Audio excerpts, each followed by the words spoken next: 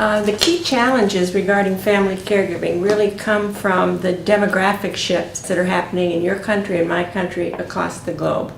As you know, people are living longer, but they're also having fewer children.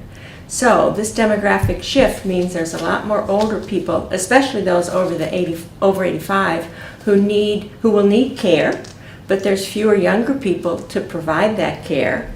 There's also changes in work patterns with migration and women in the workforce. And so there's a lot more need for grandparenting and even great-grandparenting. So families are different. The structure of families are different, and the demands on family are different. So there's many challenges that families face. They want to do family caregiving. They're obligated to do it. They just need help.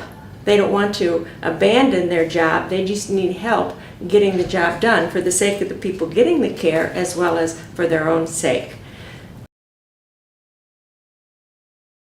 There's a lot of practices that have been developed to try to help families.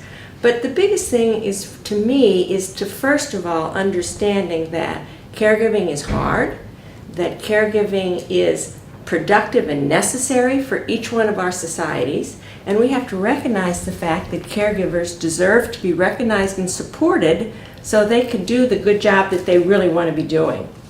We have lots of programs that have developed. We also have some policies, but we need more policies to support caregiving. For example, caregivers often provide care at a great cost to them if they can't be in the workforce, if it costs a lot of money. So in the U.S., we're developing policies to financially support caregivers so they can do the job. But there's also a lot of programs, educational programs, respite programs, and these have been shown to be useful.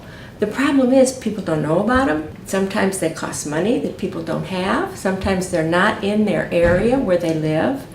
And lots of times families just don't want to use the services. They feel like I should be able to do this. This is part of being a good family member. So we have to also help family members accept and learn how to use services so that they can keep doing a good job caregiving.